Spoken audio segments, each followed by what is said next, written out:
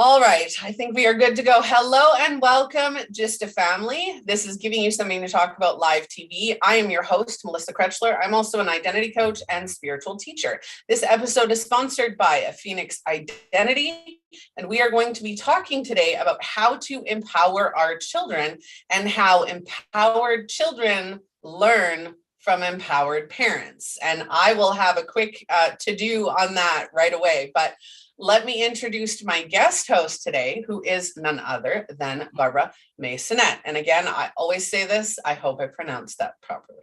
You did, actually. Yep, there's a couple ways, but that's one of them. So you did great. That's like my last name. It's Krechler. I always say Krechler, but in Czech, where it's from, it's actually Krechler. Oh. But there's another connotation to it. If I was in Prague, my last name would actually be Krechlerkova. Oh, wow. Because women have the ova at the end of it. Oh, really? I didn't know that. Oh, wow. Yeah, I found that out not that long ago. My mother-in-law is actually born and raised, both my mother-in-law and father-in-law are born and raised in Prague. So it's interesting to have the different connotations of the name. Wow. So I'm going to hand it over to you to introduce yourself. I'm going to go in and share it while you do that. And yeah, who are you? What do you do? What are you passionate about? So I'm Barbara Maisonet, and I am a life and business coach. And I also am a mama, and I homeschool my son as well. So I'm single mom, homeschool. I, do my utmost best to practice what I preach as far as probably some of the things we talk about today, but ultimately like that work and life balance and making sure that, you're present for the kiddo. I only have one, the child, as well as running, a successful, and my definition of successful business to my clients. I work mostly with small to medium-sized business owners, but I have, quite a few individual life coaching clients as well and corporate clients. So, really it's somebody who is ready to make some significant change, and they, want to have a different set of eyes on their life or their business, and somebody who's unbiased and really somebody will just look at it from a different set of eyes and ready to take some action. So that's a little bit about me. I love that. So if anybody can hear in the background, my daughter is playing in the background and happens to be screaming while playing in the background. Oh, wonderful. So you hear that, she's doing that. We are having a snow day today. So I'm in Winnipeg, Manitoba, Canada, and schools have been shut down today and tomorrow. And then it's, of course, Easter holidays. So they have 5 days at home. And we just ended up having a snowstorm. So we're in the middle of a snowstorm, one of the worst in, I think they're saying 30 years. So yeah, it's not horrible today, but it's been pretty bad. Lots of stuff, even the government closed down today. So yeah. So when I said that I had a little tidbit, Barbara and I were talking before the episode about showing up, right? And as parents, and I'll just start off with this. As parents, we always tell your kids, it doesn't matter if you don't feel good. I understand you don't feel good. It's great. I love you, but if you commit to doing something, you have to do it, right? And so today, I messaged my husband shortly before the show, and I was talking to Barbara right before we went live. And I slept horrible last night. One of my teeth split completely down the middle in half. I was having trouble eating, so I went hypoglycemic, which makes me very nauseous. And I showed up. My husband's like, just get a candy fix, whatever you need to do to just show up for your show.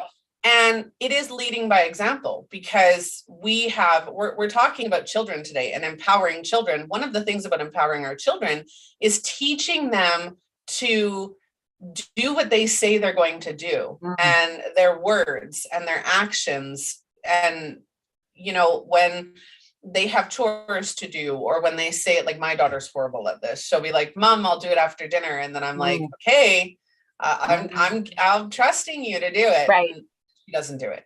Right. And like, you're teaching me that I can't trust you. Mm. It's one of my favorite conversations to have with my children right now is you're teaching me whether or not I can trust you. You're teaching me whether or not you can be responsible, mature, all of that. And that's part of one of the things we empower our children for. And whether or not your word matters.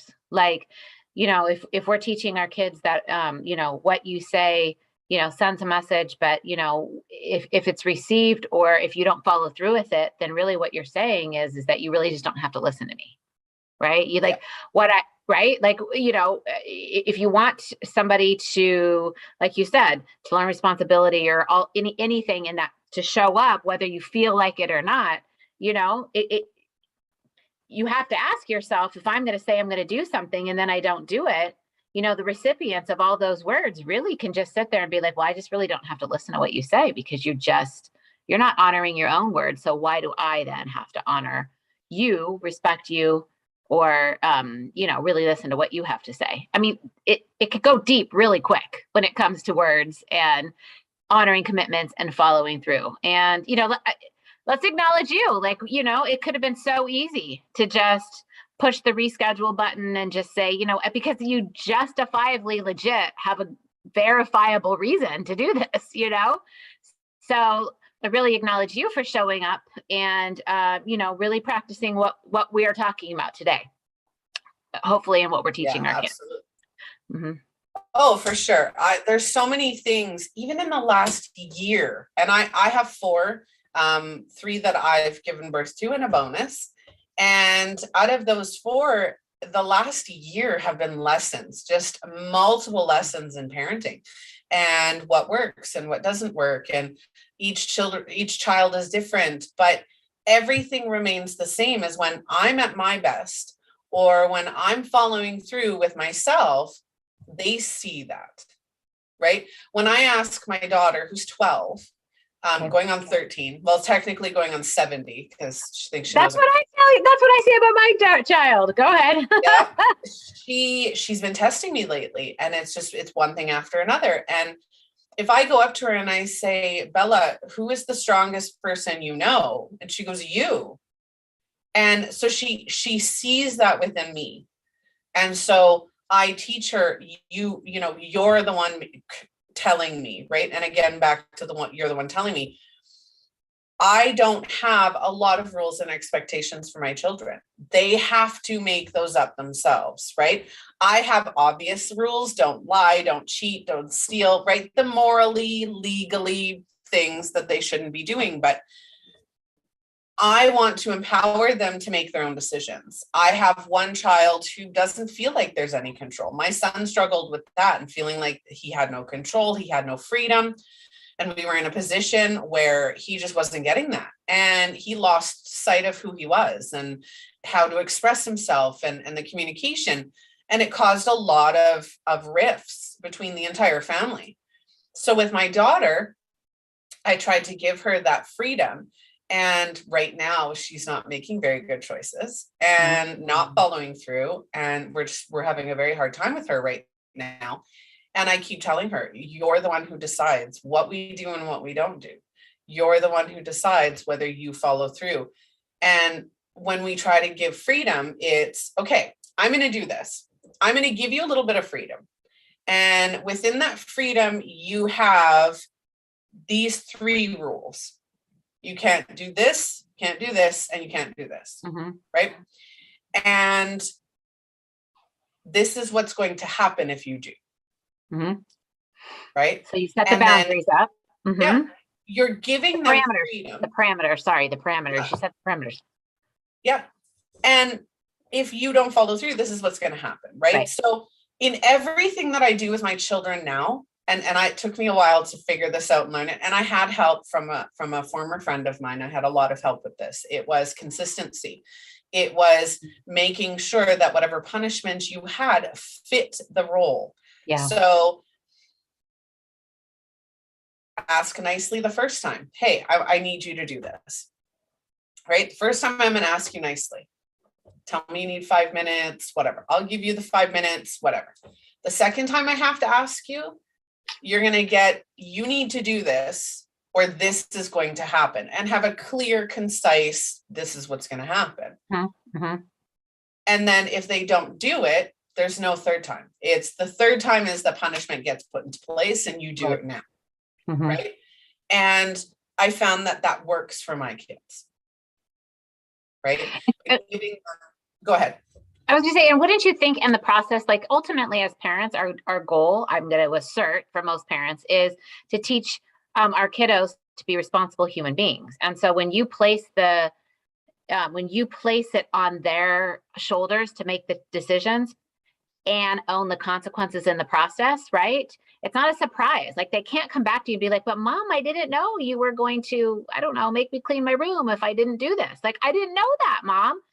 No, love of my life. When I asked you over here, and then I said, here, now you're going to do this. And if you don't do this, you're going to have to clean your room. You can't play dumb as I like, no, you made it clear. But in that process, the hope is, right, is that we're empowering our kiddos to like I always say to my clients, like point the fingers back at you and like come from a place of responsibility. Like, don't we want our kids to be responsible human beings? But they can't do that if they're not challenged in understanding, right? Choices have consequences, good or bad. Not all choices have bad consequences there, right? Like if I want an ice cream cone, there's some good consequences to it, like yummy yum, and some bad consequences like, oh no, my 3-mile run probably didn't pay off. I don't run, but you get the point, So I think there's some that responsibility. So, that tool, that parenting tool that you just shared is a great strategy. And I think if you take it deeper to a different level and helps parents to understand, so why am I doing this? Like, we're not just talking about mechanical robots, like could you get your kids to do what you wanted them to do? I'm sure you could, right? You can do the bribery approach. You could do the consequence approach. You could do the ask 5 million times approach. You could do the get angry approach. There's all approaches to get your kid to do what you want them to do. I want you to clean your room. Or you can ultimately say, but why? Like, what am I trying to teach my kiddo here? Right? Because at some point, I'm going to assert they're going to move out on their own. And whether they have a roommate or a spouse or, whatever other human being living in the house with them, again, if we're using the room, I'm going to guess they would probably want to live with somebody that has a cleanish room. Right? So that's right. Skills to do what they need to do. Yeah. Right? Like, so you do want somebody to come back. Hey, thank you for teaching your child to be responsible and picking up their, socks after them. Oh, you're welcome. Little do you know what the process was to get us to this point. But that's the ultimate goal, is really to empower our kids to come from a place of responsibility so they can go out there and be good human beings. And make decisions. So for any of our viewers, whether you're watching live or catching the replay, what do you think your goal is with your kids? What is your goal? What do you think is important to teach them growing up, right? When they become adults on their own, what do you want them to know? Do you want them to know? There's so many. There's how to be responsible, how to follow directions. I know for my daughter, she's my problem child right now. She's going to get a lot of air over here. Okay, go ahead. She is a disaster when it comes to cleanliness. Like, there's no right. It's just like, we're not getting any compliments yet. Then is what you're saying? Not yet. Okay, no. Got it. I was a disaster, but see, even now, right? My husband will come home. He's like, I've got clothes on the floor over here, right? I've got clothes on the floor over here. So I'm got the clothes there, and he's like, why didn't you put those away? Because I didn't want to, and it's not a big deal right now, right? They're there, they're clean, they're they're not going anywhere. So I grew up as the messy kid, not the dirty kid though. And I find there is a huge distinction between that. Leftover food, dirt and grime and molding dishes, that's dirt, right? Or unmentionables that need to be, that's dirty, right? Like dirty. But having your clothes all over your room. I remember once when my husband and I met, he went and cleaned my apartment. He stole You my got key. lucky. Well, because he's a clean nut, right? He stole my key and went and cleaned my apartment when he was supposed to be meeting me at the park. And there, my bedroom was clean, but it was messy. Yeah. There were clothes everywhere. There were books everywhere. There was really no organization in my room. It was just everything was everywhere, but it wasn't dirty. And that, I think, is a distinction, right? You don't have to be perfectly organized, but it needs to be clean. Right. The product needs to be clean. Yes. I agree. I mean, right. I mean, if you have to know, I have a pile of clothes too, right over there. But guess what? They're all clean, right? They just haven't made it into the drawer. And I might have to say right now, I don't know if and when they might not make it into the drawer. They might make it back onto the body, into the dirty clothes, back onto the pile. But to your point, is there a difference? But I think you asked a really good question. What are some of the things that we want to teach our kids? And I think you hit on a really critical point that maybe some parents don't stop and think about. And that is like, are you an intentional parent? Like, have you sat down and intentionally thought to yourself, I mean, I think we all hope that our kids turn out well, but have you thought about how you're going to get there? Like, have you thought about, you brought something up, consistency. I mean, consistency in what? What are you consistent? And what are you being consistent in the hopes of teaching them to be? I mean, we could be consistent in, I don't know, yelling, and that's consistently teaching them that when you want to communicate and you're angry, you're going to yell. Is that what you ultimately want to teach them? How to communicate? Probably not, right? So it's consistency that, you know, like, you're smiling, you got a thought. I see the thought. What do you think? So I do yell. I'm not going to lie. I do yell. Even on one of these videos, Haley, my youngest, who's 7 and in the other room screaming, was being exceptionally loud. So I muted myself and I'm like, Haley, be quiet, right?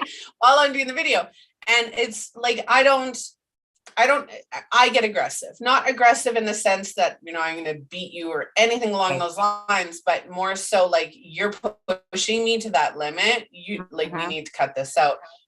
Tori commented, she said, honestly, the importance of credit. That is a huge one too. Finances, right? Teaching your kid about finances. One of the things I wanted to mention about your intentional parenting though, is when we are empowered parents, and not even just parents, when we're empowered ourselves, we have the understanding that our version of empowerment looks different than other people's. Yes. We are, and this comes down to my own identity coaching, right? We are unique individuals.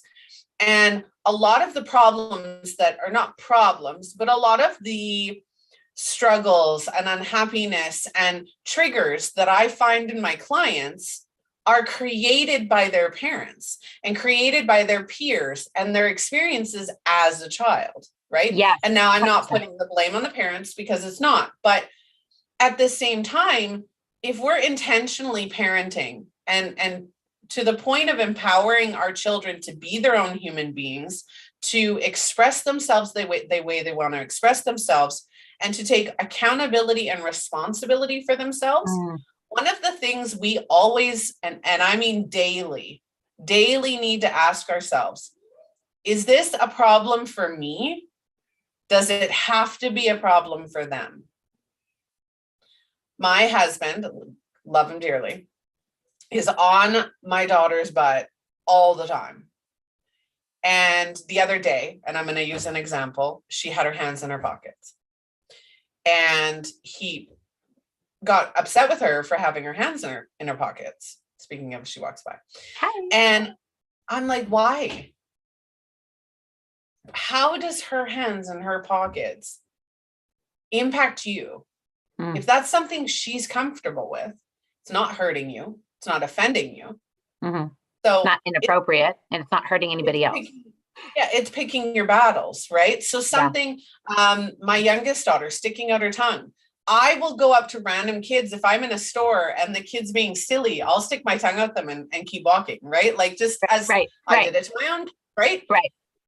But for my husband's family, it's disrespectful. Interesting. right? So Interesting. it's, I Context is don't put a huge. defense to it, Hmm. right? And context is So, huge too, mhm, right? Yeah.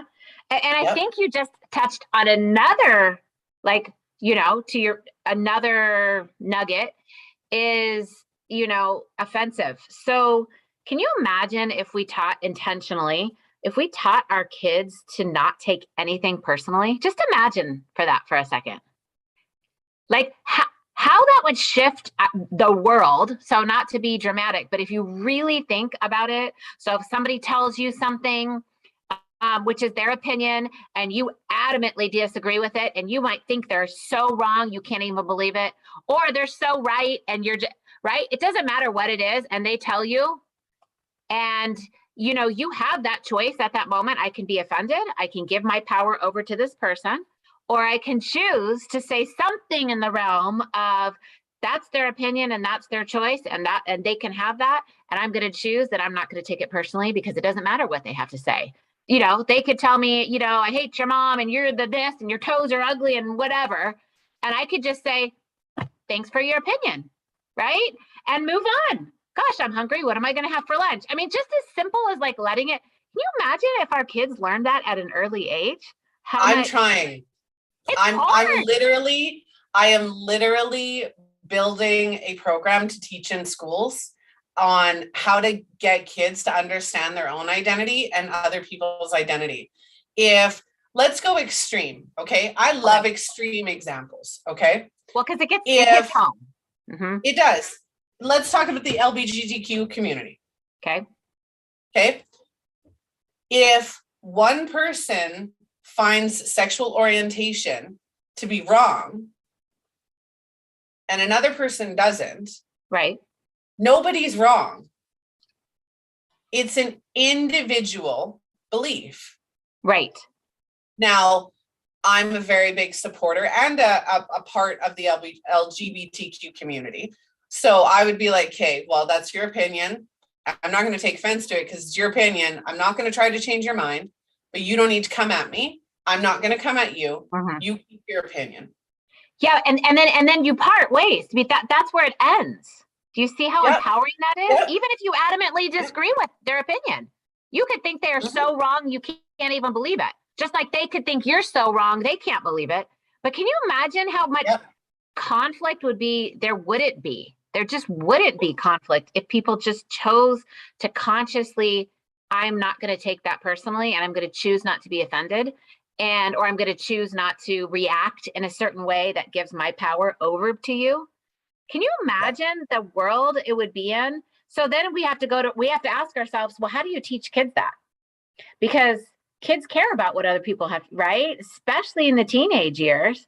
They're all about, identity, and I need to look, whatever it is, right? So how do you go about approaching, hey, do you understand how much more empowered you would be if you chose not to take things personally? They could say, well, Mom, I mean, there's so much like, but really, how do you teach kids that? How do you do that? By teaching them. And so, I see, and I do this. I've my whole family, if you've watched any of the episodes, you'll hear me say this millions of times. I actually just dealt with this with my daughter. Okay. So she came home one day and she said she was very upset. Like she was pissed off. And she came home and she's talking to me about one of her classmates and how they said that police don't save lives. And I said, okay, like, I can see where that is, right? She goes, yeah, so this one kid said that police officers don't save lives, only paramedics do, or first responders. Okay. And I'm like, okay, I can see where that. So I questioned her, right? And I said, he's not wrong. He's not right, but he's not wrong. Right. So what's the issue here? And she says, well, they do save lives. I said, they absolutely do. Depends how you look at it, though. His perspective is he's not looking at it the way that you're looking at it. You're looking at it in a different perspective. Police officers save people's lives, domestic violence, robberies, all of that, right? They save people's lives. But on the other hand, paramedics will physically save your life Right. if you are having a medical emergency. Urgency. Mm-hmm. Mm-hmm. So different perspectives. Now, I asked her, and she was still upset after I explained that. And I said, Bella, why are you getting so angry? Why are you getting so angry? She said, well, I said, I can tell you why you're getting so angry, because she doesn't understand, right? They're 12. I said, you're getting angry because his belief questions yours. You're getting angry because now you're questioning your belief. You're getting angry because his belief is, in essence, attacking who you think you are. Right? And so when that's we're amazing. triggered, this Right. is for adults, children, anybody. And please take this lesson away, because it is one of my biggest lessons. When you are triggered by something, you have an instant reaction. Whatever your belief is will trigger that instant reaction. Absolutely. That reaction is emotional. It's not logical, it's emotional. So as soon as we get triggered, our instinctual habit as a human being is to attack the person who we feel is attacking our belief, right? Or their belief. We're attacking now, right? Right. So right. it's either attack, defend, or change their belief. Interesting. You're right. You are right. Defend. You feel the need to defend. So it's attack, defend, change, right? But it's all there. That's where 100% of arguments come down to that logic. And that's one of the reasons I created the show, to have those back and forth conversations, even when we disagree. Right. I've disagreed with various points on the episodes that we've done. And I'm okay with that, because I don't feel the need to attack your belief. I don't feel the need to defend my belief, and I don't feel the need to change your belief to validate mine. Right. And but what happens is you have a dialogue about it, so people can hear both sides and then make their own decision. Right. So there's the example, lead by example of what it looks like to discourse. I think discourse is another empowering tool, right? Not be afraid to, right? Like, honey, this is what I think is going on, right? So you're being questioned, you're right. And you could, and then you go to the 3 strategies you just said, the 3 tactics, right? Defend, attack, defend, and, change, right? Okay. So sure, you could do that. Sure. And again, it's really right. Because our topic is how do we empower our children? Well, empower them to embrace discourse, empower them to embrace having conversations that you already know you're going to disagree with. Like, and I took a little bit of notes. I'm like, I wonder where this is going to go. And one of the things I was thinking of is really empowering and teaching our kids, like, when to speak and when to listen, instead of the attack, the defend, change, what would it look like to listen and go, well, thank you for sharing, but I actually disagree with you. Would you like to hear why? Oh, no, you wouldn't. Great. Shall we go have lunch together, or now are we not being friends? Validate. Yep. It's number one, acknowledge. Number one in any conversation, and empowering your kids. And the way you do this is by doing it for them, or not doing it for them, doing it to them. If your kid comes to you and expresses how they feel, or expresses one of their beliefs and says, Mom or Dad, I had this thought today, or I had this experience. You sit down and you do, number one, truly listen. You truly listen. And there are 3 different types of listening, right? There's listen because you're just like, but you're not actually paying attention, right? Okay, fair. That doesn't help anybody, right? That doesn't help anybody. Number 2 is listen, but while you're listening, you're thinking of your responses, because attack, defend, change. Right, so you're not really listening. Third variation. That's not helpful either. The third variation of listening is actually listening to what the other person is trying to tell you. I can tell you I'm not feeling good, and you can take that whatever way you want. You can take that as me saying, I don't want to do the episode. You could take that as, there's so many different variations. But if I say, I'm just not feeling good, so if we do have to cut it short a little bit, then that's okay, right? It's whatever that looks like, but it's actually listening to the person's words. So number one is truly listen. So if we truly listen to what our kids are telling us, we're teaching them how to listen, right? Number two, validate and acknowledge. And I'm going to put those two together because they should be back to back. Validate and acknowledge. Validate that you actually heard what they said, and acknowledge the point of what they're talking about. Right? Now, if you do disagree with somebody, it's, you know what, that was a really good point. I love this about it, right? You're acknowledging and validating. And then you turn around and go, you know what, but I do disagree. And here's why, right? Here's my thought. And you say your thought and you leave it. And you leave it. And that's the key too. I think that's another nugget. Yep. Leave it. Your intention is just to express your own belief. It's not to change, it's not to attack, and it's not to defend. It is to share. Yeah.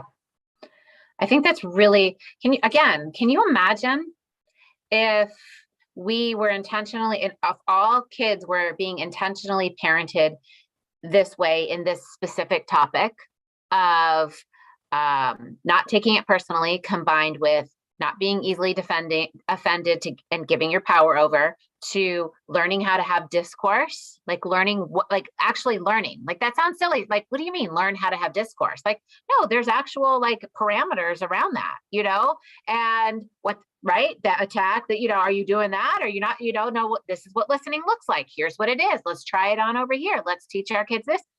And notice that we haven't said, and we're all going to agree at the end of it and sing Kumbaya. Like, that's not the intended result.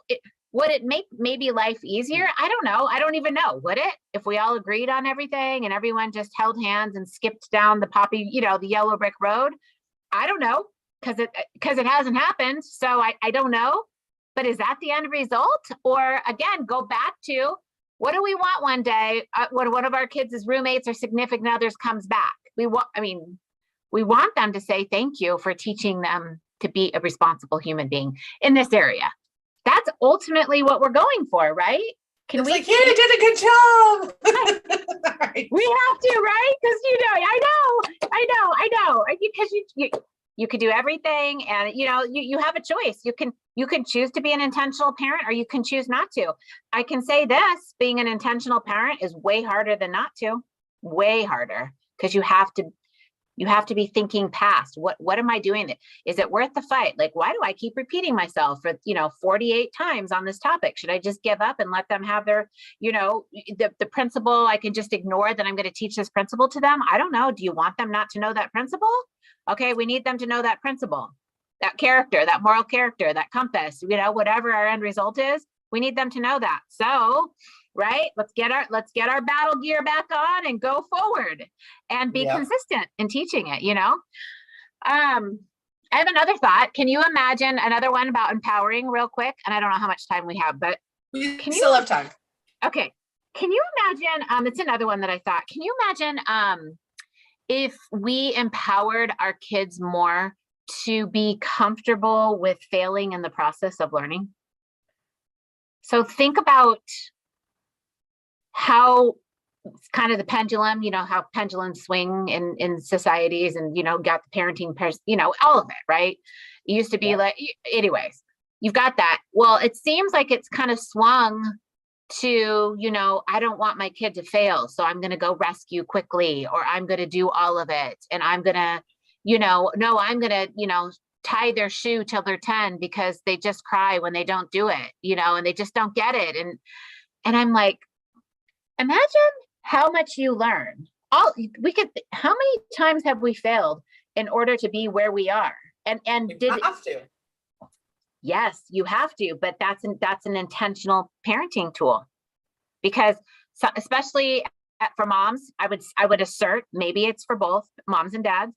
It's so much comforting and quickly resolved when you can race and rescue, as opposed to nope, I see that you fell off on your bike and you skinned your knee, right? Okay, that was hard. Let's go have ice cream, right? Versus, no, no, no, no, no. You fell off. Let's get a Band-Aid. On we go again, right? Because this is something that you ultimately want to learn how to do. You told me you wanted to do, right? Back to your follow through, right? We're showing up, commitment. So I want to hear your thoughts on that. What do you think about teaching kids and empowering kids to fail and feel safe in that without feeling like, because I think failure is an element of success. Okay. So what do you think? I absolutely love that. I have to write that down because I have to do the mid-episode promo. So today's episode is sponsored by A Phoenix Identity. You can find us at aphoenixidentity.com. Today's episode, of course, is how to empower our children. And we've already had some wicked content. Please like, share, follow the show on whatever social media platform you are on. Links are in the description. And make sure that you subscribe to our newsletter right on the website at www.justalivetv.com. And you can actually watch the show live on the website. So we've made that exciting. And we have merch coming. Okay. So I wanted to quickly, we did have a question. So I'm going to go back to that for a minute. I'm glad you said something about your husband's side of the family. How do you balance those two different parenting styles to where you're not confusing the children? That's having conscious conversations with your partner, and not to get you both agreeing, but to get you on the same page. Parenting is not about the parents. Parenting is about the children. And the number one thing we need to remember as parents is we're not dictators. We are not parents to dictate everything that our children do and everything that they have accessible to them. Our job and our responsibility as parents is to guide unique individuals into becoming self-sustaining adults. That's our job. It is not my job to tell my daughter what she can wear, what she can't wear, within reason. Right. There's still parameters. There's still parameters. I'm not going to tell her that she has to take on my sense of style. She has, which is irritating, but I'm not going to tell my children that they can't, when they're 12 to 16, they can't dye their hair, or they can't do this. They can't get piercings or tattoos. That's their choice. They are individuals. We guide them. I don't discourage and say, you can't ever get a tattoo. I say, you know what? I want you to think about it long and hard until you're closer to 18 or 18, and then we'll talk about it, because I want it to mean something to you. I have tattoos. Every one of my tattoos has exceptional meaning for me. My 19-year-old and I just got these ones. Ooh, I didn't even see that. What is it? So it's a phoenix. It's actually a phoenix. I'll go closer. Everybody look beautiful. Wow. So my son has a matching one on the other side, but his is black. So it's embracing their uniqueness, right? If your parents, and I stop, your parents, would they get tattoos? Would they get piercings? Do you have tattoos and piercings? You aren't your parents. Our children are not us. While we want them to be happy and we want them to succeed, they are not us. They're not mini me. They have to create their own identity. They have to create their own. Yes. Yes. You're right. So, you're right. Helicopter parenting and failure. It's one of my topics. Go, girl, go. Get going on that one. Well, because you just mentioned that, right? Letting them fail. Letting them fail for the love. Now, Winston Churchill said, failures are the stepping stones to success. And it's true. I want every parent watching or listening or catching the replay. What failure did you have that changed your life for the better? Wow. Now, I've coined this topic, so if anybody uses it, please tag me. Negativity is the catalyst to positive growth. We are all meant to and guaranteed to experience negativity. Those guaranteed negative moments, yep, those negative moments help shape us, help teach us what not to do. They help teach us when we need to change, when we need to empower strength, when we need to say, that made me stronger, right? Fool me once, shame on you. Fool me twice, shame on me, right? That every experience we have is a lesson. Now, if we are helicopter parents or very controlling parents or rigid parents, two things are going to happen. Number one, and I've seen it happen, we've seen it all over TV, we've seen it in, our friends and our own families.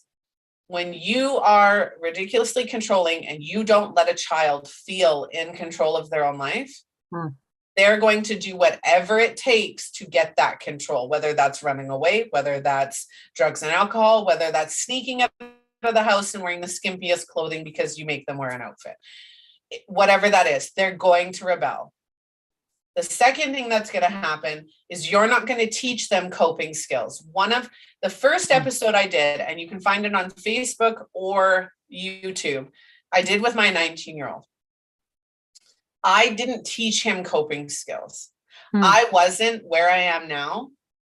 And he taught me to grow into where I am now because of what he experienced being my child. And I took that lesson very seriously, and I created my entire coaching practice because of what I experienced with my son. Wow. And he had to go out and make his own choices. He had to go out and make those mistakes and those failures to know who he wanted to be as a man, what he wanted to do, and everything else that goes in with being a human being, coping skills. Now, on the flip side, I have two children that I know. You have two children, what? Two children that I know of. Okay. And they are complete polar opposites. Okay. One is in a very controlling household. They aren't allowed to make any decisions for themselves. Every decision that this child makes is run by their parents. This child is now an adult. They still feel like a child. They have no, not that they don't have any, it's hard for them to make decisions. It's hard for them to do anything. It's hard, like, to make a decision and take a step and try something new or, stand up for themselves. They are very much closed off with, they're ambitious, but they don't take any of the steps. Right? They have goals, but they won't do anything about it. So do you think that has to do with that they weren't allowed to fail? Do you think there's an element? They weren't allowed to do anything. Which includes they weren't allowed to fail. So I think it's important to distinguish that when we're talking about allow it to failure, are we going to let our kid, I don't know, for instance, walk off a cliff because they want to? No, exactly.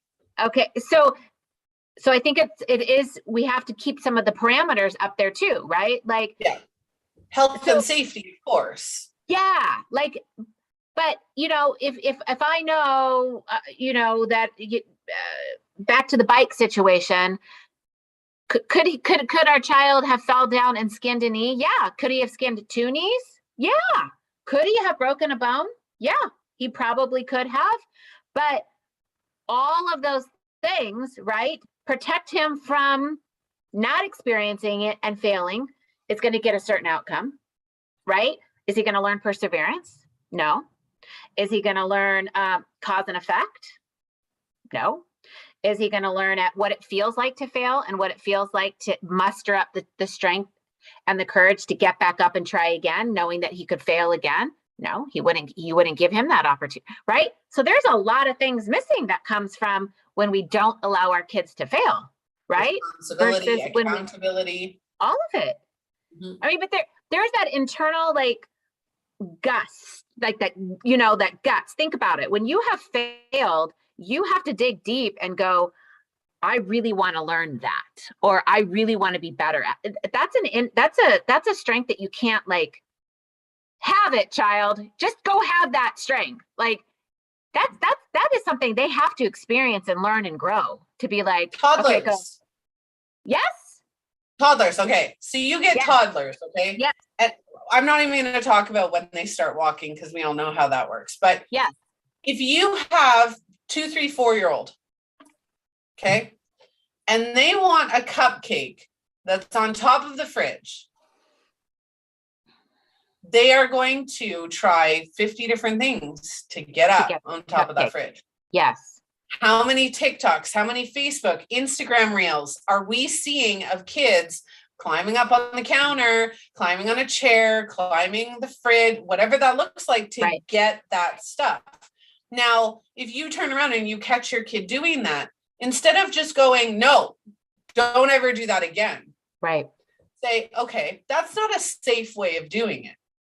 Can you think of another way to do it? Yes. Yes. Right? Problem solving, coping skills, accountability, responsibility. My 12-year-old, right?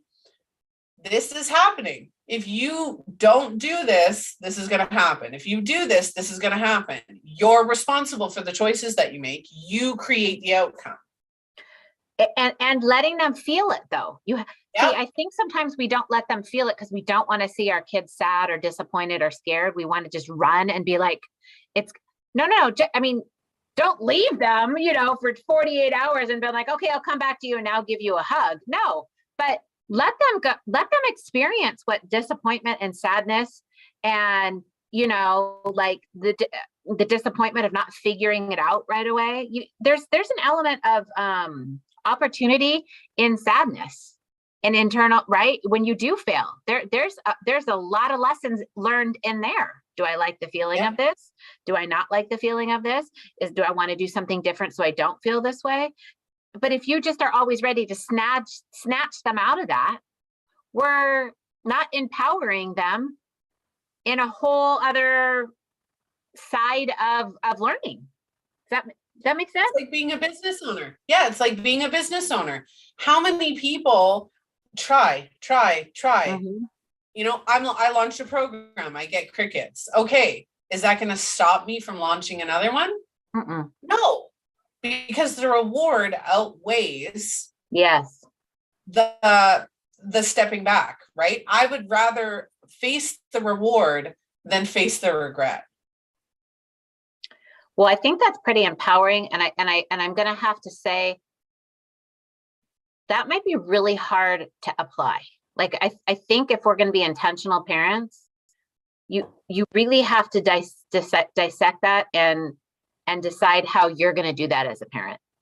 Because I think back to the interpretations, perspectives, I think a parent could hear that and you line up 10 parents and all 10 parents can come out applying that in 10 different ways.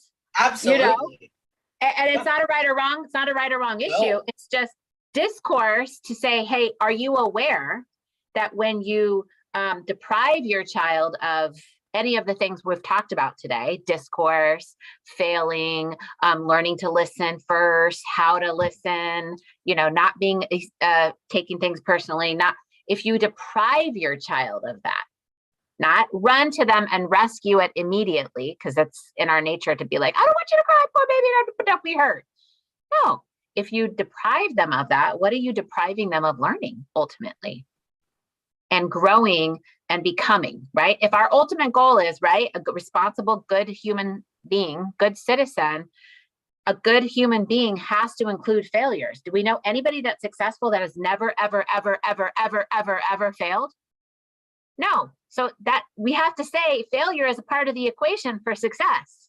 But if you eliminate it, then they're not going to be the type of successful they could be if they didn't have those failures included. But I think that requires intentional parenting. Yeah, it's like the positivity movement. Say that again.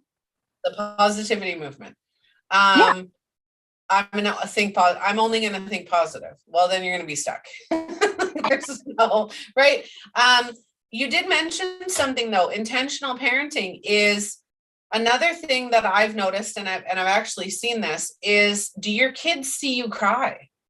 Yes. Do your kids see you sad? Do they see you down? Do they see you when you say, I'm angry, or I'm having a bad day, or, I just need to relax today. I'm worn out. I need to, rejuvenate myself. Self-care is another learned behavior that we as parents teach our children. My children see me cry. I had a friend say, oh, well, my kids never see me cry. I said, why not?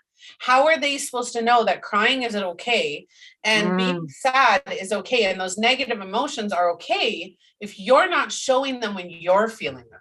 And then how to do that, how to be sad, how to cope, how to cope with it. If you're not ever giving that experience and you're giving them, is it okay to say this? The falsehood that life is always happy and always positive. And there's, I don't know, raise your hand. Do you like paying bills? I don't necessarily like that, but you're right. Or do I like getting a flat tire? I don't know about you, but not really. Right.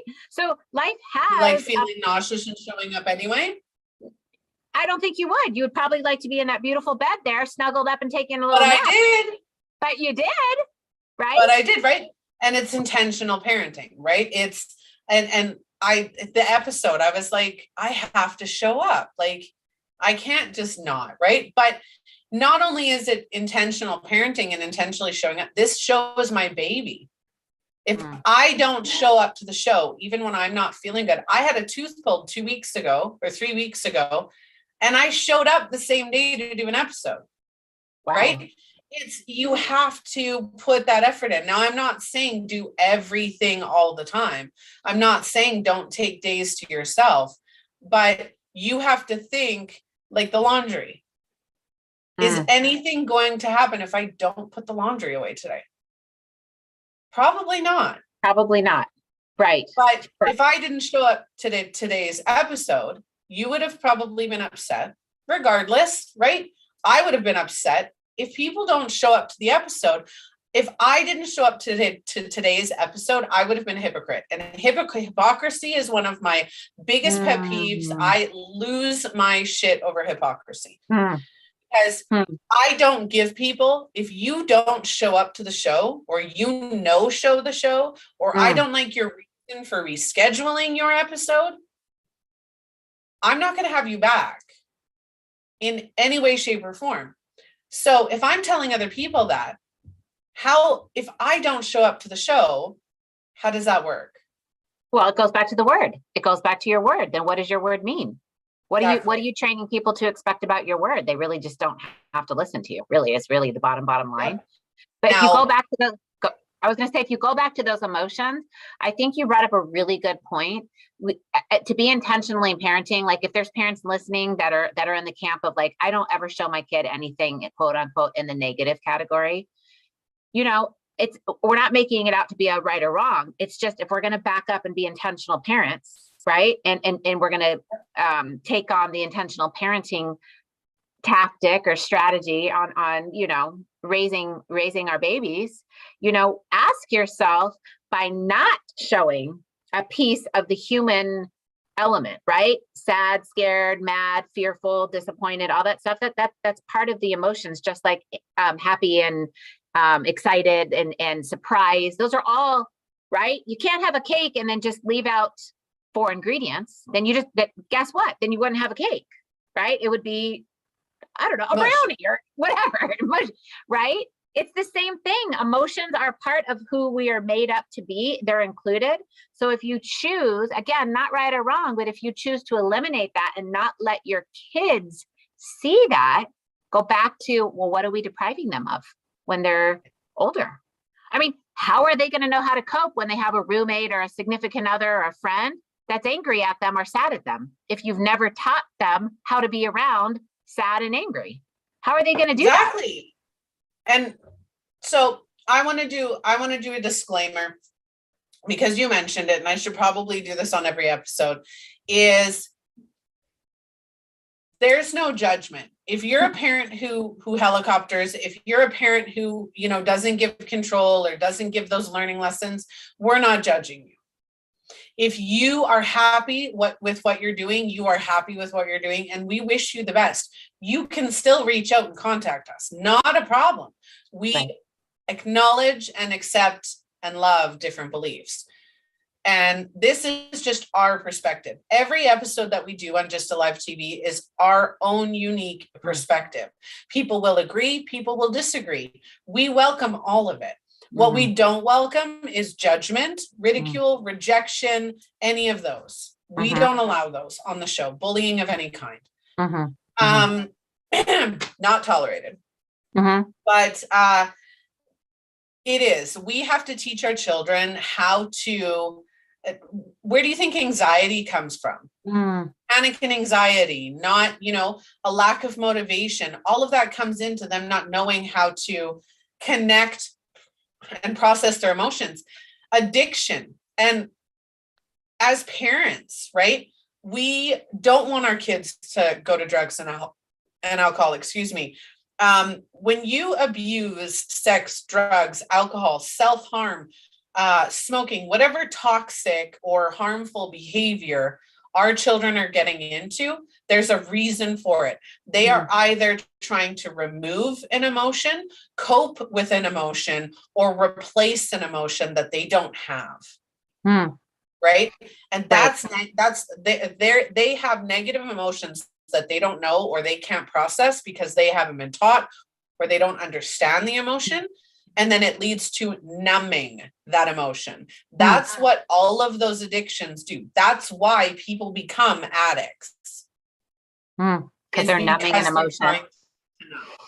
And it goes back to that context. They could be numbing an emotion, in this topic, they could be numbing an emotion that perhaps they never were taught how to be with, process, or it was taught as bad versus good rather than that emotion is part of a human. What are we going to do with it? Or they've never experienced it before. Or they just have never experienced because they were sheltered from it. Or they experienced it all the time and they're like, something's odd. This isn't, you know what I mean? It could be extremes either way.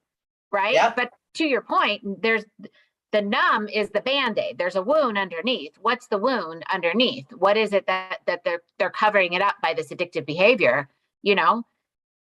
What emotion were they not taught to be comfortable with? Yep. Addiction. So whatever habit or whatever the addiction is showing, because addiction is in many forms. It's not just drugs and alcohol and sex, right? Self-harm is addiction. Right. There's lots.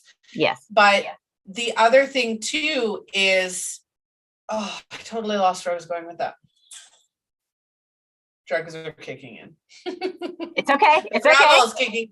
If anybody has taken an anti-nausea medication, it does end up knocking you out. And I took it an hour ago, so I'm. She's ready for her nap, everybody. It's nap time soon, right? Soon. It is though. Kids need to learn how to cope. They need to learn how to process. When people say that kids have it easy, they don't. Kids actually have it worse than anybody else because one, they have no control. Two, they are indebted and under requirements from adults, right? They are trying to figure out who they are. You think as a parent, right? If you're a parent, even if you're not a parent already and you're just catching this episode, think about your coping skills. Think about how you cope with things. Think about the panic and anxiety you experience, the situations you experience, the cycles that you're still going through. Those all talk about unaligned beliefs, negative life lessons not being learned, a lack of coping skills. All of that comes down to when you were a kid. Kids have it rough. I think you brought up another good point. I do. And I think that people sometimes, what's that? Oh, kids are resilient. I don't know. I don't know how much I believe that to be 1,000 gazillion% true. I think that they're easily affected because of the lack of reasoning skills they have, because what 2-year-old has a reason, the ability to reason, 4-year-old have the ability to see what's going on and make a reasoning like, yeah, dad shouldn't have, punched mom, or, whatever it is, oh, mom gets angry when I throw food on the floor, or they don't have the reasoning ability to understand and to process that. And They take it on. They take it on, and then they develop the beliefs, right? They have the context, the ability that they have at 4, 5, 6, 7, 8, 9, 10, which is very limited. And then they decide things, they make beliefs up, and they decide things about who they are as a person. And then they walk through life with those decisions and the consequences that come from it. And they show up as adults and go, I don't really know how to cope, or I don't have the skills to deal with an angry roommate, or I don't know who I am. I don't know who I am. I'm going to say this. Every single one of those issues I deal with as an identity coach, right? Because your identity is made up of your beliefs. It's made up of your emotions, what you like, what you dislike, who you believe you are. Your identity controls 85, if not 90% of your reality. So if you're unhappy, you control that. If you're being abused, whatever, that's different. That's a different ballgame. We're not talking about that. That's the 10 to 15% that we can't control. We can't control the actions of others. We can't control the reactions or the beliefs or the emotions of other people. But we can control ourselves. And if we believe that we're not good enough for our ideal partner, we're going to keep calling in abusive partners. Right? If we don't feel good enough, think of kids in the respect of mom and dad are fighting. That's my fault. Yes. Oh my gosh. All the time, right? If you go to your kid's school and they get in trouble at school, and you go to the school and you start attacking the teacher, all the blame that I did something wrong, because they know they did. I did something wrong. I'm not getting in trouble. The teacher's getting in trouble. I'm not culpable. I mean, that's a whole nother topic too. What are you teaching your kid by doing it that way versus a different way? What's the message that you're sending to your kid? Everything has a message, everything. And that's why I personally think intentional parenting is so powerful, because you have a why and a reason behind every strategy that you're trying to implement, and again, it's not the helicopter model, it's not the control, it's just intent. You've thought, if I race over and always rescue my kid, let's just keep using that for a second, right? Or I go and just straight to the teacher and blame the teacher, again, not right or wrong. What's the message that we're sending to our children? And are we depriving them of something that they're going to need to become a good, functioning, responsible human being? I mean, you just got to ask that question over and over enough to finally be like, oh my gosh, okay, right to yourself, like, okay, already, I got it. All right, I'm going to change it and do it this way, because how I was doing it before isn't going to get the results. Now, again, we can't control how our kids are going to turn out. They're human beings, they're individuals, they're going to make their own choices, but we can guide them in like principles that, are not going to lead them to harm, or are going to lead them to rational, good thinking skills. You know what I mean? So it's really about the end result. Being a parent is not for the faint of heart. It just isn't. There's a long game that sometimes I think parents just don't stop to think about. It's just easier to do it in the short moment, like, you're screaming at me, fine, go do that, instead of like, wait a minute, you're screaming at me for a reason. Okay, so you're sad. Okay. I mean, that's a conversation that would take 20 minutes versus like, you're screaming at me, fine, go watch a movie, or yes, you can have the ice cream that you're screaming. It's just, is that what you want to teach them, to just scream to get what they want? Or am I going to take the 20 minutes out of the day that I really don't have and be like, okay, let's process through that? Two choices, that's not the only two choices, but two choices. Well, what's my intention behind all of this? Well, I want my child to be able to process. And so I'm going to have to take this route, but it's not easier, and I don't have time, and I don't really like it because it's exhausting, but it's what I think Once they learn that though. I know. Right? Once your children grasp that you're going to consistently do the same thing, or you're consistently going to follow through with that parenting style, they get that. I don't have to, my 12-year-old gets so mad about the 7-year-old because I very rarely will punish the 7-year-old. I don't have to follow through with her, right? She knows that I will follow through if I need to, but it never gets to that point. Because if I say, okay, I'll say it nicely the first time, right. I'll say, okay, if you don't do this right now, this is what's going to happen if I have to ask you again. It doesn't get to again. Right. And that's her personality. And that works for her. Yeah. And she does that. Now, my other daughter, I have to get angry. I have to get angry and in her face, full punishment, everything. Right. And that's what works for her. Actually do it, right. But again, there's other issues there that I'm not going to get into on the show, but there are other issues. Every child is different. So my tips and tricks on how to empower your children, right? And how to empower your children is, number one, remember that they are not you. You and your children are completely different. They may act like you sometimes, they may model your behaviors, they may look like you. You might feel, I always say that's your daughter. That is exactly you, but they aren't. They have characteristics of you, but they are not you. When dealing with your children, always be that intentional, right? They are their own unique individuals. How can I help them? How can I help them being fully functioning adults? Check in with yourself. And again, like we said at the beginning of the video, empowered parents create empowered children, because those children become adults. They become fully functioning. I don't want to be dealing with my kids at 18-year-old. My 19-year-old came up to me and he's like, what do you think of the car I bought? I said, I didn't think about it. And he goes, well, why not? Don't you have any like motherly words of wisdom? Because he knows me.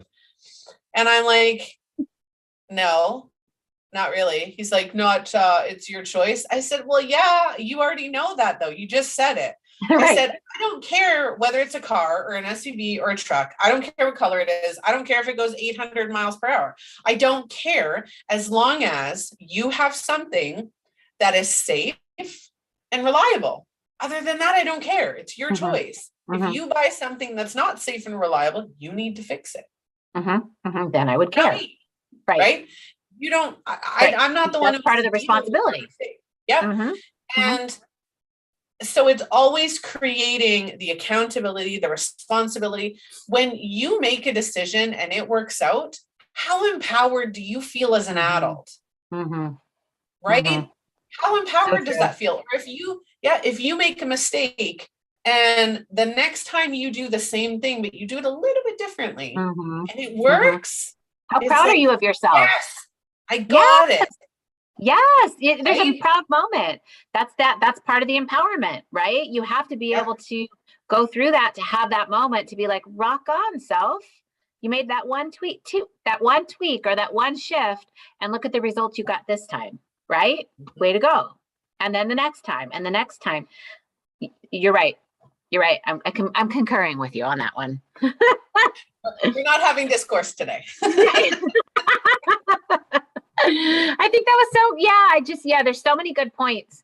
And just an encouragement to parents, it's not like, we have to say there's one right way to do it. And it's not like we really end up, let's be really honest. I have to remind myself of this. It's not really like we have the power to control how our kids are going to turn out.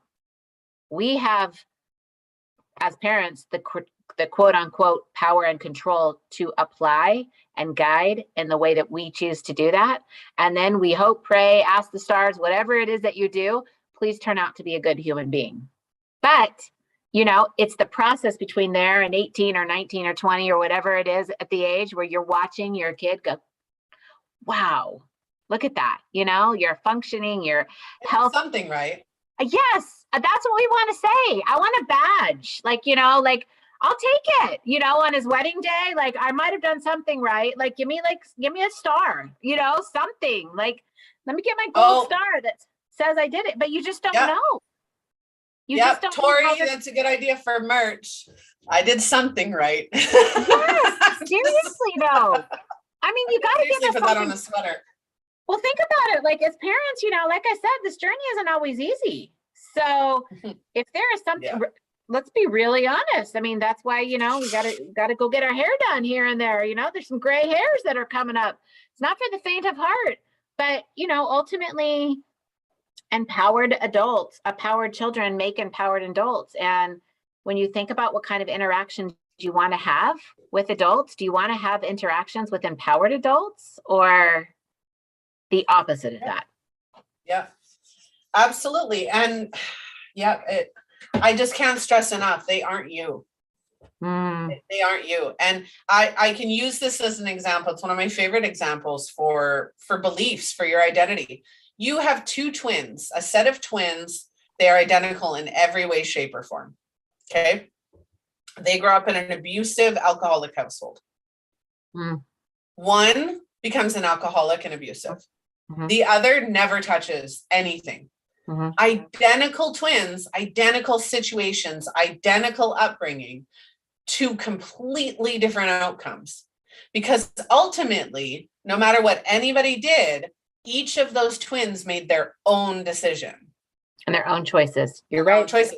I can tell, it's just like this. I can tell you who I am. I can tell you that I am amazing and I'm wonderful and I love myself. But you might not agree with me. And neither one of us is wrong. It's our own unique perspectives and our own unique, something that matters to me might not matter to you. Our relationships are that way. Our children are that way. And we have to start putting ourselves getting out of our own head and saying, getting into our head while getting out of our own head. It's kind of like a catch-22. Well, I think what you're saying, I don't want to assume, so I'll just assert and then correct me, is really embracing the fact is that it's just so, I mean, I just said it, is you really have no control how your kids are going to turn out. We really have to think about that. You could be the helicopter overbearing, super controlling parent and you said, well, there's a high probability they're going to rebel. Okay. So I'm going to assert most control. Hi, babes. I am almost done. Almost, honey. Almost. No. Thank you. See, that's the easier one. Not easier, but I know what you mean. Yeah. Right. But I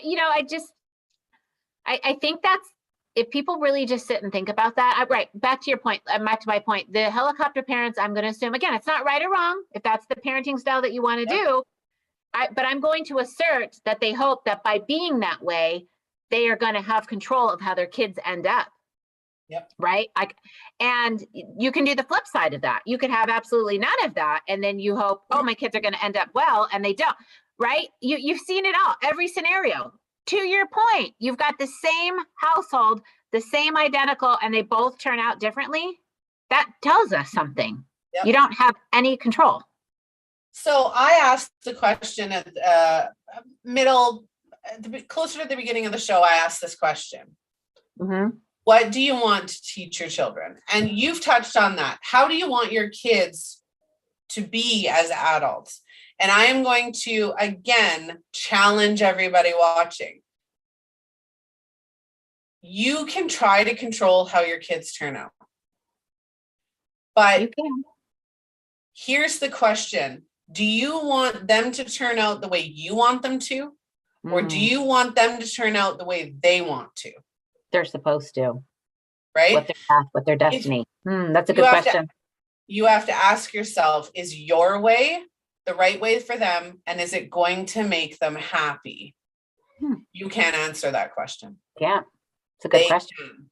Right? I want to be an artist. A lot of parents, especially our generation, you're going to be a starving artist. Don't do it. Right? Right. Put those thoughts into your kid's head. Right? Now, you do need to remember it's their life, their way. Your way is not going to make them happy. They have to find that themselves. My number ones for my kids are happy, healthy, confident, responsible, and accountable. Mm. Right? And to make choices for themselves. And be accountable for those choices, which includes embracing the consequences that good or bad, that come from those choices. And that goes back to the coping, and that goes back to the empowering, that goes back to being intentional about that. I mean, you circle it all of it is connected on, on this topic that we're talking about. It's all interfaced and connected, and, conscious, being very conscious about every choice, and understanding that every choice has a consequence, good or bad, that comes from it. Are we teaching our kids that, or are we rescuing them from, depriving them from knowing that? Yeah. They have to have the leading role in their life. That's a good way to put it. Right? I always tell my clients and everybody watching, from the day you are born till the day you die, you are your own number one constant. Mm-hmm. The same is going to go for your children. You're the common denominator of your own life. Yep. And that question comes into play again. Mm-hmm. You want to live your way. What does your life look like? Right? And what's your end goal? And they have to be that leading role. They have to be included. They have to feel like they can be who they want to be within reason, right? Obviously, you don't want to go to, I'm not even going to use that explanation. They're not going to jump off a bridge when all of their friends jump off a bridge, right? They have to be strong enough, confident enough, and empowered enough to make their own decisions and deal with those consequences, right? They have to feel like, hey, mom, I need you to pick me up. It's 3 a.m. My dedicated driver is drunk. I'm drunk. I can't make it home. They need to feel that that's okay.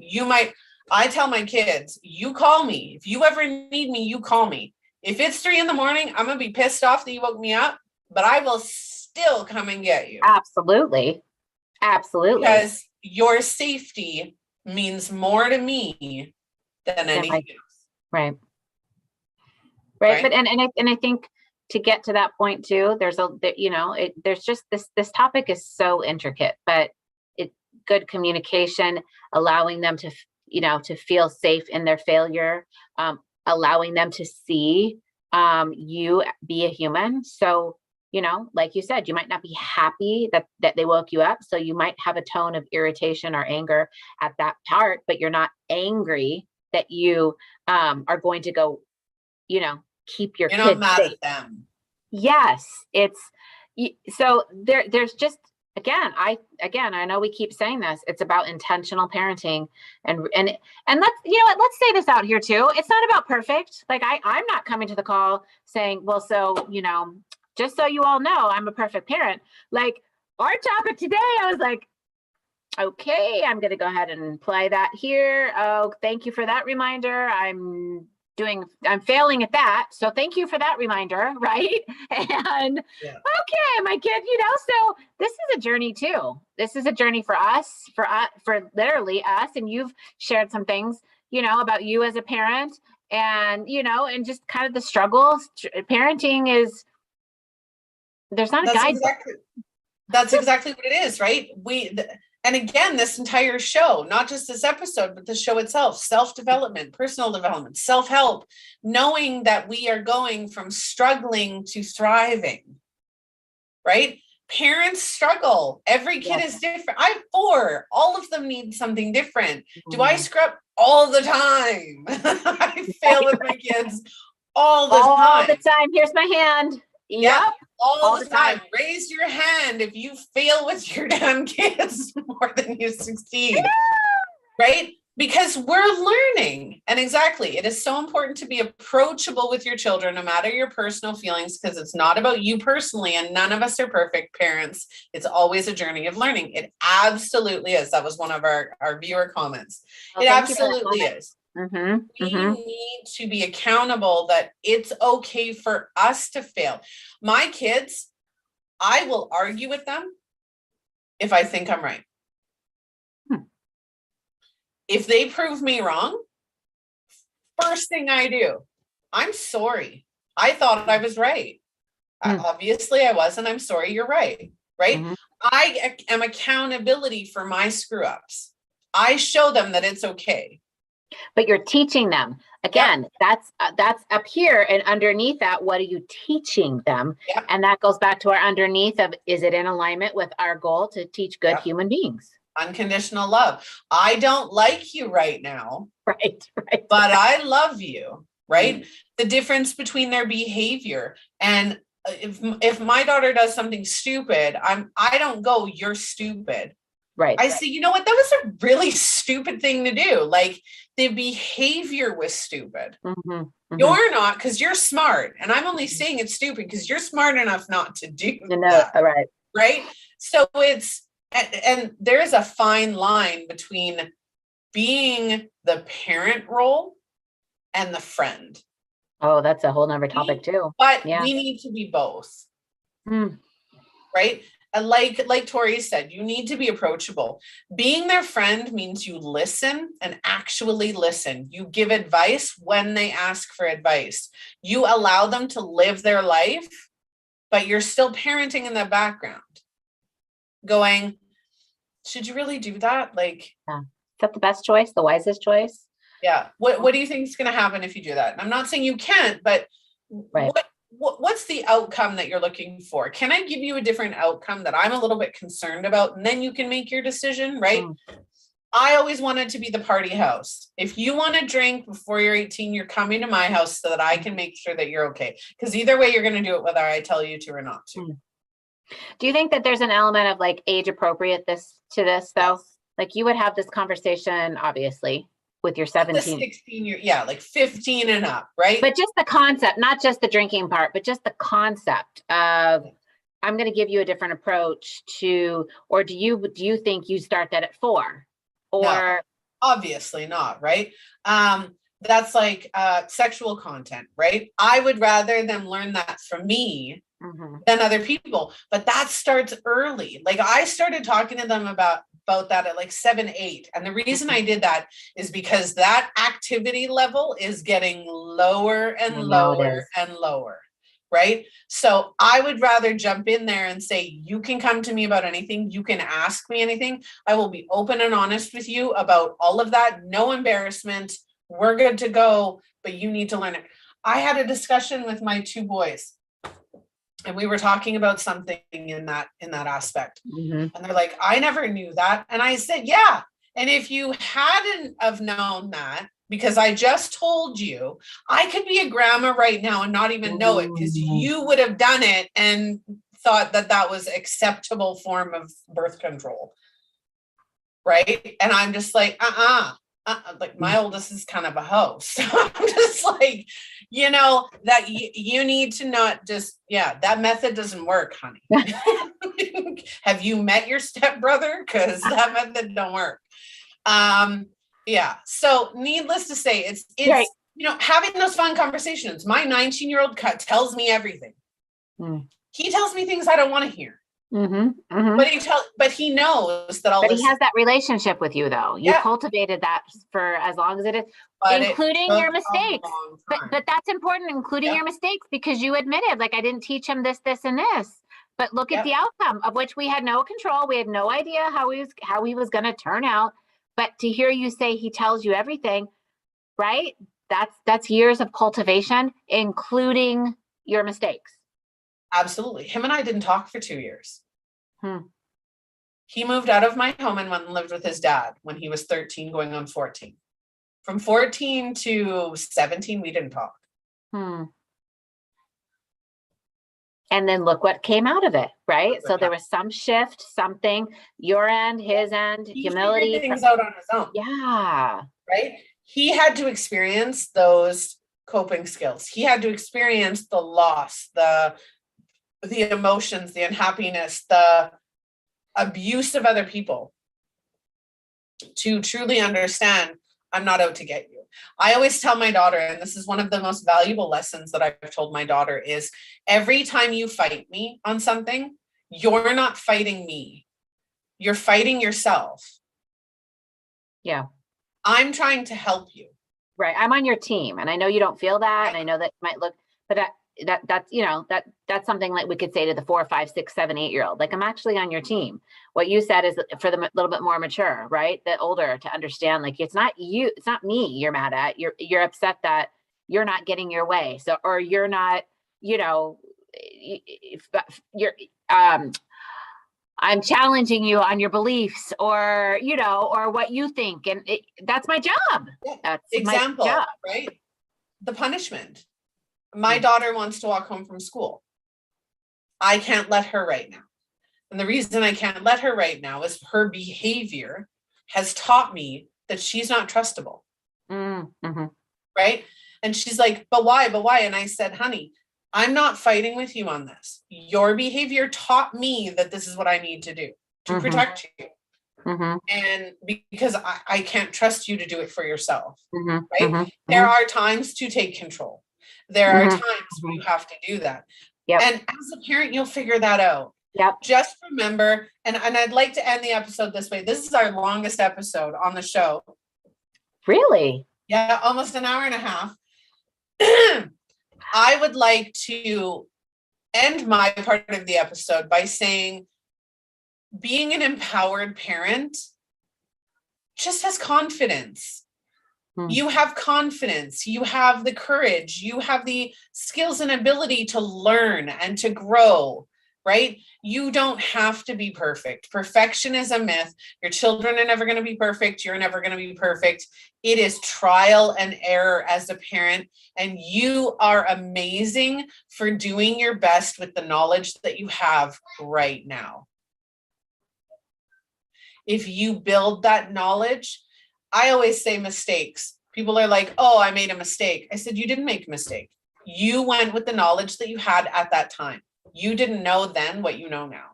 And now you know. So now you have to decide if you're going to apply it, change it, shift it, let go of it, whatever. Yeah, there is no right or wrong.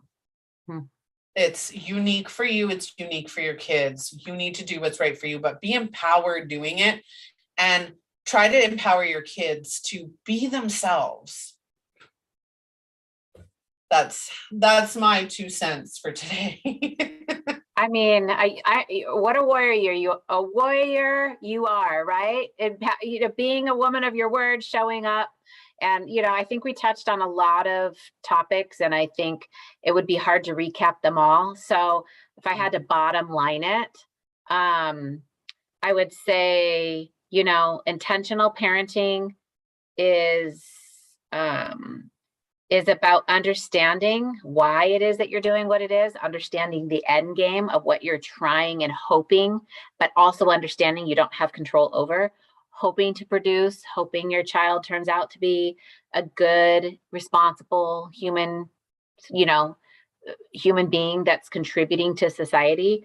That's what you hope for. And so if you have to back that up, okay, this is my end goal, get to 18, back that up to I'm at 4, or 6 or 10, whatever it is, really asking yourself, am I taking the steps? Am I being the parent? Like, I am the parent. Am I being the parent?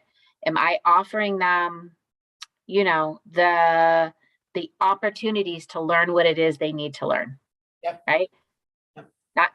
Teaching them not to take personally, not to be easily offended, learning how to fail, learning what emotions are, watching people have there's so, like we talked about a lot, but am I actually applying what it is I know, the principles that I want them to hopefully gain and have? Am I doing what it is, or am I just like, I don't know, let me just see if this works. I hope this is gonna, I don't know, like, are you consciously really guiding in the way that's going to lead them?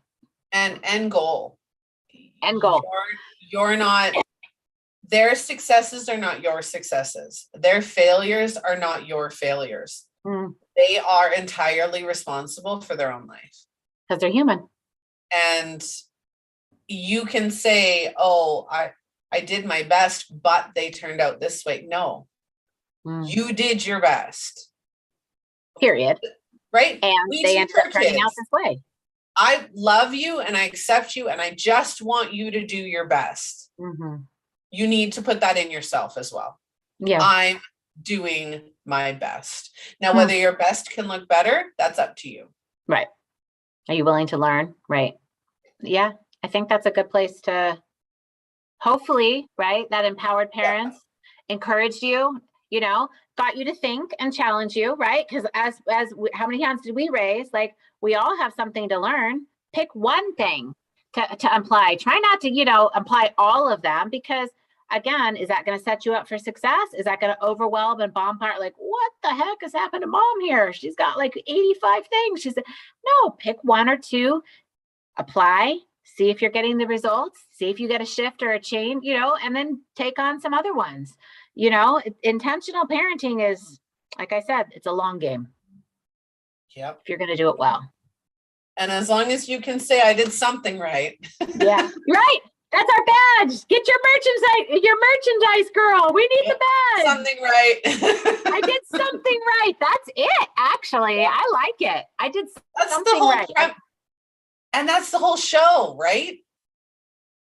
That's the whole show. I did something right. Every episode that we do, including this one, is just highlighting struggles and thriving and giving you tips and tricks, making you feel like, you're not alone in these things. Yeah. You are allowed to fail and screw up, and you're allowed to take days where it's like, I don't want to parent anymore, or I don't want to adult today. I'm going to get the cup that says, I don't want to adult. That's another one. That's another winner. Right? Yeah.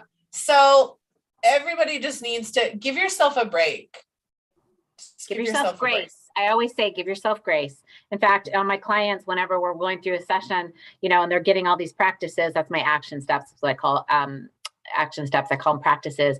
Oftentimes, more often than not, I say, and write the word grace on the top of the page, please. Why? Well, what do you think would be the reason I would apply that? I mean, here you are, you're trying on a whole bunch of new muscles and a whole bunch of new things, stuff way outside your comfort zone. Don't you think we're going to need to have some grace here? Because you're probably going to fail at it, and you're going to need to get get yourself back up and try it again. And then maybe you'll win at it, but then you might fail again, right? It's a process. Yep. If you think you're going to apply this and knock it out of the park on the first go around, like I might have some some sad news to tell you. Probably not. You're going to need it a few times. So grace, right? Yeah. So those are my two thoughts, or Absolutely. 85 million that we said today. Yeah. Oh, for sure. For sure. All right, just a family. One thing I wanted to mention, and thankfully Tori put it in the comments, is I have a Facebook group. It is fairly new. I do have a Facebook group for the show, but I also have another Facebook group called Women Supporting Women. And I think this is a really good one for mothers and business owners and wives and whatever your role is as a woman. We need to support each other and build those connections and those relationships and the inclusivity. The point of that group is there's no promotions. So I'm in a lot of entrepreneur groups and mompreneur groups and mom groups. There's promotions everywhere. This group is completely promotion free, other than me sharing some of the episodes. And the reason I share the episodes, again, is just self-help, self-development, right? Is giving you another platform to feel included, to feel empowered, to feel like you are a part of something more and loved and accepted with no judgment. And that's what we do here on the show. So join our groups. Giving you something to talk about, live TV. It's a Facebook group, Facebook page. It's all over. I also have Women Supporting Women on Facebook. And that is another group. And that is, again, sponsored by Phoenix Identity. So for everybody watching and everybody catching the replay, please like, follow, and share on your social media platforms. There is a newsletter. Please go and check that out. We have the web, we have the episodes, the podcast, the blog. We're always looking for co-hosts. We're always looking for sponsors, as well as featured topics. If you're a viewer and you would like to see a topic featured that maybe you're struggling with and you want to talk, you want to see somebody else highlight their struggle to success, please send that over to me. I will find you a co-host specifically for that topic. Like and share, follow on everything. And thank you so much, Barbara, for joining me today. This was an amazing episode. I can't believe, even though how I was feeling before the episode, that we just went an hour and 35 minutes. So I know. Thank you. Thank you for enduring, and thank you for just a really good discussion. And hopefully we've given tips and tricks and nuggets and things to noodle on for parents or soon to be parents or grandparents and any of it, just to really, hopefully help in their journey that we're all on when we're parents. All right. Well, I feel better. Yeah, thank you. So if anybody wants to reach out to either myself or Barbara, you can do so in the comments or in the description of this episode. Again, if you want to be part of our Just a Family crew, we are Just a Family. We are building a community of inclusivity, judgment-free, and most of all, acceptance and understanding. So join us. We are Just a Family here at Just a Family. That's coming on the merch too. I'm super excited for that. All right. Well, I hope you all have a wonderful morning, evening, afternoon, whatever it looks like whenever you're catching this. And I will see all of you on the next episode. Thank you, Barbara. Thank you.